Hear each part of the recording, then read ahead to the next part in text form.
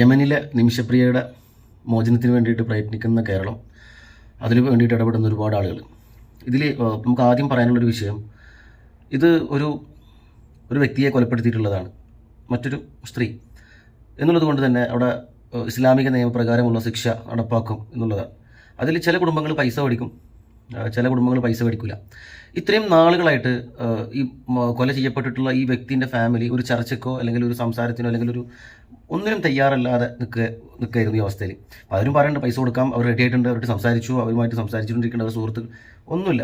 ഇന്ന് വരെ അവരുമായിട്ട് സംസാരിക്കാനോ അവരത് ഒന്നിനും തയ്യാറായിട്ടില്ല. കാരണം അത്ര അധികം ആളുകൾ അവിടെ എന്തുണ്ട്, ഇതിനെ എതിർക്കുന്നുണ്ട്.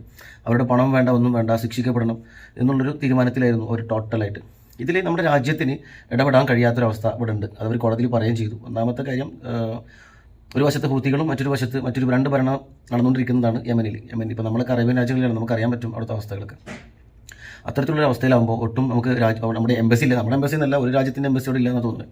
അപ്പോൾ അവിടെ ഫ്ലൈറ്റൊക്കെ പോകണ തന്നെ ഒരുപാട് കറങ്ങിയിട്ട് ഒമാൻ വഴിയൊക്കെയാണ് സാധാരണ ആളുകൾ യാത്ര ചെയ്യാറ്. ഒമാനിൽ ഇറങ്ങിയിട്ട് അവിടെ വാഹനങ്ങളിൽ യാത്ര ചെയ്തിട്ടാണ് അവർ പോകാറ്. അപ്പോൾ അത്രത്തോളം സെക്യൂരിറ്റി പ്രശ്നങ്ങളൊക്കെ ഉള്ള ഒരു ഏരിയയാണ് ഈ യമൻ എന്ന് പറയുന്നത്. അവിടെയാണ് ഇത് സംഭവിച്ചിട്ടുള്ളത്. ഈ മരണപ്പെട്ടിട്ടുള്ള അല്ലെങ്കിൽ കൊല ചെയ്യപ്പെട്ടിട്ടുള്ള ആളുടെ ഫാമിലി ഒന്നിനും തയ്യാറല്ലാത്തൊരവസ്ഥ. പല കൗൺസിൽ ഇടപെട്ടു, ഇന്ത്യൻ ഗവൺമെൻറ് ഇടപെട്ടു, പല രീതിയിലുള്ള ആളുകൾ, പിന്നെ കുറേ അസോസിയേഷൻ ഇടപെട്ടു, കുറേ ബിസിനസ്സുകാർ ഇടപെട്ടു, പലരും ഇടപെട്ടു. പക്ഷേ ഈ ചർച്ച നടന്നിട്ടില്ല അവരുടെ ഫാമിലിയുമായിട്ട്. കാരണം ഇതൊരു ഗവൺമെൻറ്റിനോ, അതായത് യമനി ഗവൺമെൻറ്റിനോ ഇന്ത്യൻ ഗവൺമെൻറ്റിനോ അല്ലെങ്കിൽ US ഗവൺമെൻറ്റിനോ ഇതിലിടപെട്ടുമായിട്ട് ഇത് പരിഹരിക്കാൻ കഴിയാത്തൊരു കാര്യമാണ്. കാരണം ഇസ്ലാമിക നിയമപ്രകാരം കുടുംബം എന്താണോ പറയുന്നത്, അതായത് രക്തബന്ധത്തിലുള്ള ആളുകൾ എന്താണോ പറയുന്നത് അതവിടെ നടപ്പാക്കുക എന്നുള്ളതാണ്. അപ്പോൾ ഈ കുടുംബത്തിന് മാത്രമേ ഇതിലൊരു തീരുമാനം പറയാൻ പറ്റുള്ളൂ. അതായത് ഞങ്ങൾക്ക് അവരെ വിട്ടയക്കണം ഏറ്റവും നല്ലത്, അല്ലെങ്കിൽ അവരെ അഴിച്ചാല എന്നുള്ളത് ഞങ്ങൾ പൊരുത്തപ്പെട്ട് കൊടുത്തു എന്നുള്ളത് കുടുംബം പറഞ്ഞാൽ മാത്രമേ അവിടെ എന്ത് ചെയ്യുള്ളൂ, ഈ പരിപാടി, അതായത് ഈ പെൺകുട്ടിയുടെ രക്ഷപ്പെടുള്ളൂ. അല്ലാതെ വേറെ ആർക്കും ഒന്നും ചെയ്യാൻ പറ്റില്ല ഇതിൽ. ഒന്നും സൗദി ഗവൺമെൻറ്റിനായി, ഇന്ത്യൻ ഗവൺമെൻറ്റിനായി ഒരു ഗവൺമെൻറ്റിന് ഇടപെട്ട് കാര്യമില്ല. അത് ഇസ്ലാമിക നിയമത്തിൻ്റെ ഒരു പ്രത്യേകതയാണ്. മറ്റ് ഗവൺമെൻറ്റുകൾക്കൊന്നും ഇതിൽ നിന്നിപ്പോൾ നമ്മുടെ ഇപ്പോൾ ദയാഹർജി എന്നൊക്കെ പറയുന്നത് അല്ലെങ്കിൽ നമ്മുടെ പ്രസിഡൻറ്റിൻ്റെ ഭാഗത്തു നിന്നൊക്കെ ഉണ്ടാവാറുണ്ട്. പക്ഷേ ഇവിടെ അങ്ങനെയല്ല. ഇവിടെ അവരുടെ ഫാമിലി, രക്തബന്ധത്തിൽപ്പെട്ടിട്ടുള്ള ആളുകൾക്ക് മാത്രമേ അതിലെന്ത് ചെയ്യാൻ പറ്റുള്ളൂ, ഒരു തീരുമാനം പറയാൻ പറ്റുള്ളൂ എന്നുള്ളതാണ്. അപ്പോൾ ആ കുടുംബം തയ്യാറായിട്ടില്ല, ഒരു ചർച്ചയ്ക്കും ആ കുടുംബം തയ്യാറല്ല. ഇതാണ് ഇത്രയും കാലം. ഇതിനിടയിലാണ് എന്ത് ചെയ്യുന്നത്, നമ്മൾ കഴിഞ്ഞ ഒരു ദിവസം മുമ്പ് ഇതിൽ കാന്തപുരം അബൂബക്കർ മുസ്ലിയാർ ഒരു ഹബീബ് ഉമർ എന്ന് പറഞ്ഞിട്ടുള്ള ഒരു പ്രഗത്ഭനായിട്ടുള്ള ഒരു പണ്ഡിതൻ, ഒരു സൂഫി പണ്ഡിതനുമായിട്ട്, അദ്ദേഹത്തിൻ്റെ സുഹൃത്താണ്, ഇവിടെ പല പരിപാടികൾക്കും മർക്കസ് സിറ്റിൻ്റെ പരിപാടികൾക്കൊക്കെ വന്നിട്ടുണ്ടെന്നാണ് പറയുന്നത്. അയാളുമായി ബന്ധപ്പെട്ട് അയാൾ അവിടെ അത്രത്തോളം പവർഫുൾ ആയിട്ടുള്ള ഒരു പണ്ഡിതനാണ്.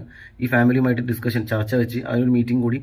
അതായത് ഈ കുടുംബത്തിന് മാത്രമേ ഇതിൽ ഈ പെൺകുട്ടിയെ തിരിച്ചയക്കാനും അല്ലെങ്കിൽ കൊല്ലരുത് എന്ന് പറയാനും അധികാരമുള്ളൂ. ആ കുടുംബത്തിനെ എന്ത് ചെയ്യലാണ്, ചേർത്ത് വെച്ച് സംസാരിക്കുക എന്നുള്ളത് പുറത്തുള്ള ആളുകൾക്ക് സാധിക്കാത്ത കാര്യമാണ്. അത്ര മനസ്സിലാക്കിയാൽ മതി.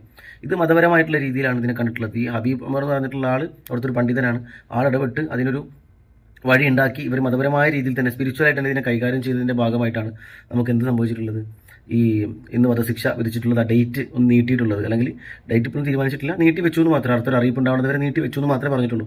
അതിൻ്റെ കാരണം ഈ സ്പിരിച്വൽ ആയിട്ടുള്ള ഇടപെടൽ മാത്രമാണ്. ബാക്കിയുള്ള ആളുകൾ ഇടപെട്ടിട്ടില്ല എന്നോ അവർ പ്രയത്നിച്ചിട്ടില്ല എന്നോ ഒന്നുമല്ല. ആരെന്ത് പ്രയത്നിച്ചു കഴിഞ്ഞിട്ടുണ്ടെങ്കിലും ഈ ഒരു അവസ്ഥയിലേക്ക് എന്തായാലും എത്തില്ല. കാരണം ഇതിനൊരു സ്പിരിച്വൽ ആയിട്ടുള്ള ഒരു ട്രാക്ക് ഉണ്ട്. ആ ട്രാക്കിലൂടെ പോയതുകൊണ്ട് മാത്രമാണ് ഇതിവിടെ വർക്കായിട്ടുള്ളത് എന്നുള്ളതാണ് ഒന്നാമത്തെ കാര്യം.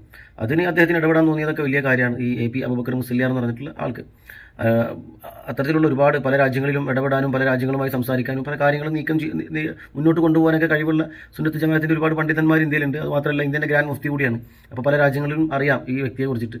അത്രത്തോളം ഇൻഫ്ലുവൻസ് ഉള്ള ഒരു മതപണ്ഡിതനാണ് ഈ AP അബൂബക്കർ മുസ്ലിയാർ എന്ന് പറഞ്ഞത്. സത്യത്തിൽ ഇതൊരു വശം. നമ്മളൊക്കെ എന്ത് സ്വാർത്ഥരാണല്ലേ, നമ്മളൊക്കെ ഭയങ്കര നമ്മുടേതായിട്ടുള്ളൊരു ലോകം, നമുക്ക് നമ്മളത് എന്നുള്ളൊരു ചിന്ത ഉണ്ട്. ഇവിടെ ഇപ്പോൾ ഇതിൻ്റെ മറ്റൊരു വശം ഞാൻ പറയുകയാണ്. ഇവിടെ ഇപ്പോൾ നമ്മുടെ നാട്ടിൽ ഇപ്പോൾ ജ്യൂസിൽ വിഷം കലക്കിയിട്ട് ഒരു പെൺകുട്ടി കൊല ചെയ്ത് അങ്ങനെ ഒരുപാട് കേസുകൾ, ഇപ്പോൾ ഗോവിന്ദസ്വാമിൻ്റെ കാര്യത്തിലാണെന്നുണ്ടെങ്കിലും ഒരുപാട് കേസുകൾ ഇതുപോലെ നമ്മുടെ കേരളത്തിലുണ്ട്. അതൊക്കെ വരുമ്പോൾ നമ്മൾ കേരളത്തിലെ മുഴുവൻ ആളുകളും പറയാറുള്ളത്, അറേബ്യൻ രാജ്യങ്ങളിലെ ഒരു എന്താ പറയുക നിയമം ഇവിടെ വന്നിരുന്നെങ്കിൽ ഇവരൊക്കെ വെടിവെച്ച് കൊല്ലായിരുന്നു, ഇവരൊക്കെ തല്ലിക്കൊല്ലായിരുന്നു, ഇവരെ കല്ലെറിഞ്ഞ് കൊല്ലായിരുന്നു, അങ്ങനെ പല രീതിയിലുമാണ് എന്ത് ചെയ്യുന്നത് നമ്മളെ ആളുകൾ പറയാറ്. പക്ഷേ ഈ ഒരു കാര്യം വന്നപ്പോൾ നമ്മുടേതാണല്ലോ, മറ്റൊരു രാജ്യത്താണ് സംഭവിച്ചിട്ടുള്ളത്. അപ്പോൾ അവരെ തിരിച്ചു കിട്ടാൻ വേണ്ടിയിട്ട് നമ്മളെല്ലാവരും പ്രയത്നിക്കുകയാണ്. ബോബി ചെമ്മണ്ണൂറും പല രീതിയിലുള്ള ആളുകൾ പെട്ടുപോയെന്നും അങ്ങനെ അറിയാതെ സംഭവിച്ചു പോയെന്നും എന്നൊക്കെ പറഞ്ഞിട്ട്, സത്യത്തിൽ മരണപ്പെട്ടു പോയവർ ഏതായാലും മരണപ്പെട്ട്, അപ്പോൾ ബാക്കിയുള്ള ആളുകളെ കൊല്ലരുത്, അവരെ തിരിച്ചയക്കണം എന്നുള്ളൊരു അഭിപ്രായമാണ് നമുക്കുള്ളതെന്നുണ്ടെങ്കിലും ഇതിൽ നീതി എന്ന് പറഞ്ഞിട്ടുള്ളൊരു സംഭവമുണ്ട്. അതായത് ആ കുടുംബത്തിനും, അതായത് മരണപ്പെട്ടു പോയിട്ടുള്ള അല്ലെങ്കിൽ കൊല ചെയ്യപ്പെട്ടിട്ടുള്ള കുടുംബത്തിനും ഇതിൽ നീതി എന്ന് പറഞ്ഞിട്ടുള്ളൊരു സംഭവമുണ്ട് ഉറപ്പായിട്ടും. കാരണം അവർ പെട്ടെന്നൊരു സുപ്രഭാതത്തിൽ, അത് സാധാരണ ഒരു കൊലപാതകം, കയ്യബദ്ധം അല്ലെങ്കിൽ അറിയാതെ തട്ടി വീണതല്ല, വെൽ പ്ലാൻ മർഡറാണ് സംഭവിച്ചിട്ടുള്ളത്.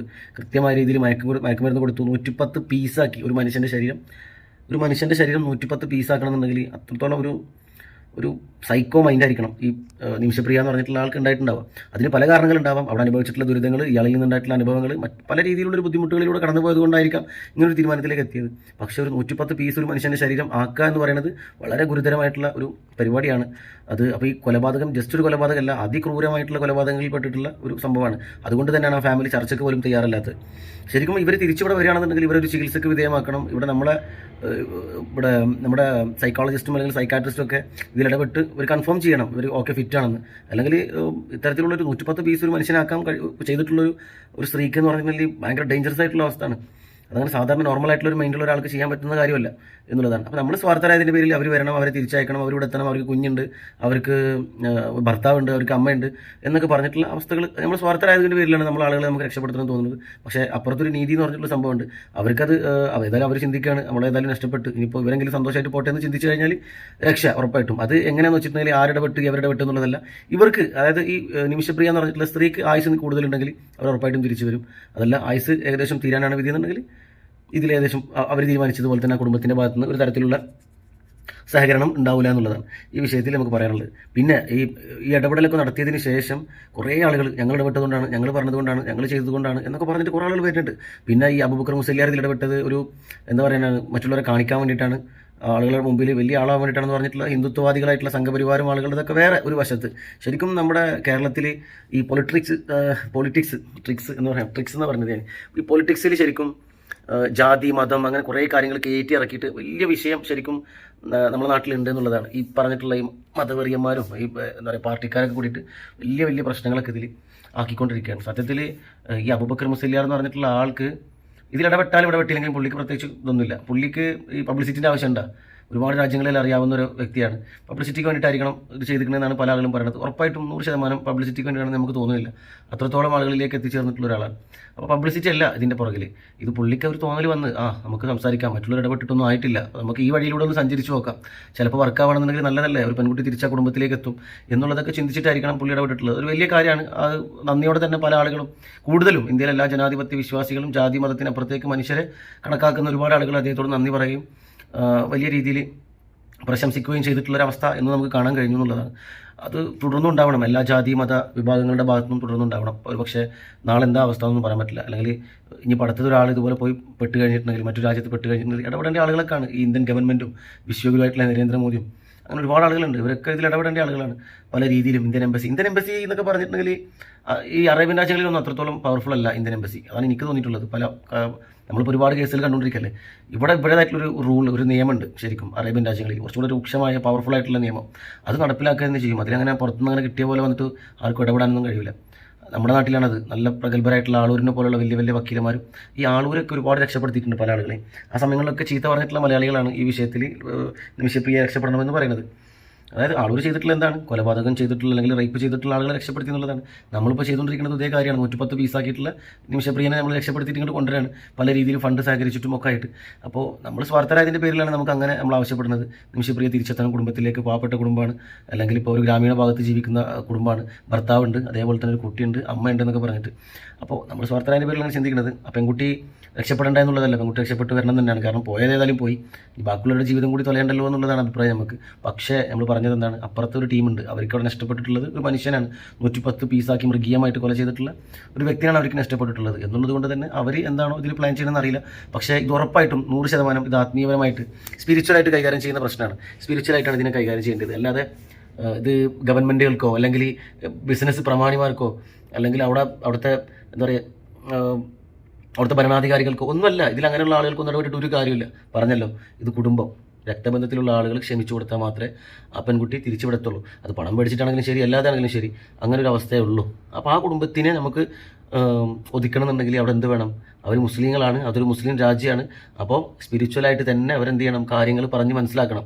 അതിന് പ്രഗത്ഭരായിട്ടുള്ള അവിടുത്തെ പണ്ഡിതന്മാരും ആളുകളൊക്കെ ഇടപെടുന്നുണ്ടെന്നാണ് പറയുന്നത്.